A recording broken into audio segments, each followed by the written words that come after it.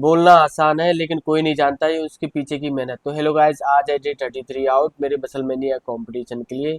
और सुबह सुबह फटाफट से आ जाते हैं अपनी जिम में और जिम में जाके कर देते हैं अपना वर्कआउट स्टार्ट।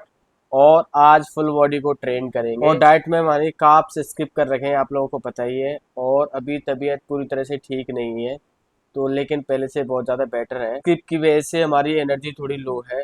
जैसे जैसे कंपटीशन पास आता जा रहा है तो कार्डियो हमने बढ़ा दिया है। 45 मिनट मॉर्निंग और 45 मिनट इवनिंग। और वर्कआउट करने के बाद जो हम मील बनाते हैं उसमें तो हमारी जान ही निकल जाती है, क्योंकि एनर्जी बिल्कुल लो हो जाती है।